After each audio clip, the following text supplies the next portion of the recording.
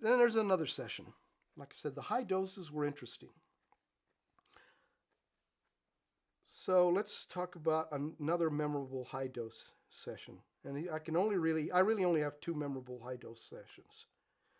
The next one uh, is, I think, fascinating to people simply because it's not really about me. It's more about a lot of things that other people are interested about. So on this next session, when I leave, I don't go as far out. Thank goodness, because once you only have to be there at that place once. So I go to a world inhabited by another race of being. This race of being is humanoid in appearance, except they have exaggerated bodies, sort of. They're pretty bulky. They're bigger arms, bigger legs. They're just chunkier. They kind of look like the not the doughboy, the gingerbread man. They sort of have a gingerbread man kind of body. Everything is exaggerated limbs and things. But their world is very, very unique in that the most solid substance in their world is light. Their architecture, their buildings, is made of light, different colored lights. They did have architecture, and it was cannot really describe it. I wish I was an architect so I could describe some of the wonderful architect, because I suppose you can do things with light that you can't do with bricks and mortar. They had this wonderful, wonderful architecture, but the walls are sheets of light. The the windows, I guess, are another type of light, and they have all of the characteristics of our type of architecture, but it's a completely different architecture because their substance is completely different. And I tried to communicate with them, but our language barrier was just huge. I'd say some things to them in my language, and they'd say some things to me in their language, but I couldn't grasp heads or tails. So they led me around their world, sort of, kind of by the hand, and they kind of guided me through different places. But I was so clumsy in their world. Like I'd start to go into a place, and they like, they're trying to give me like, no. Seems like I was trying to go in through windows and not through the doors, and because I didn't know doors from windows, and I was very, very clumsy in their world. And I suppose they didn't really. I don't know if they knew it or if they just thought they could fix it or whatever. They knew that there was something wrong with me. I was not quite right. So what they did is they take me to like what I would call a hospital setting, and they lay me down on this slab, and then they proceed to try to make me better, to heal me from this condition that I've got, whatever, obviously there's something wrong with me. I don't know doors from windows, and I don't maneuver very well, and I can't speak the language, and on and on and on and on and like that.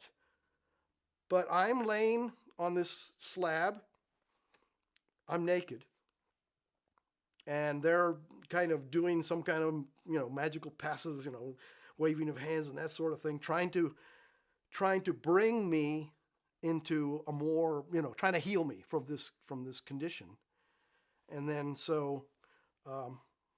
then I start to leave that world. I just cannot maintain my presence there, so I start coming back.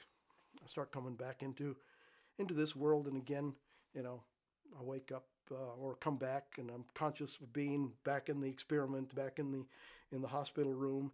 And I almost left out an important point. As I'm coming back to the hospital room, something, and I'm glad this doesn't happen too often. It used to happen a lot in the early days of my shamanic training. God, in fact, those were it's almost tough to even remember those phases.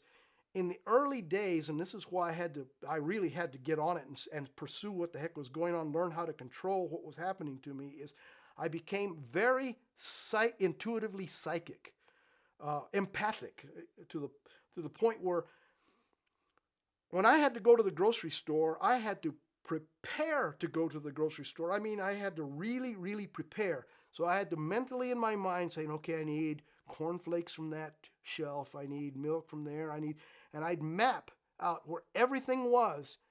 And then I'd dash to the grocery store, grab a cart, run through the aisles, grab the stuff, throw it into the cart, and make a beeline for the checkout stand so I could get out of there as quickly as possible. And you say, why is that?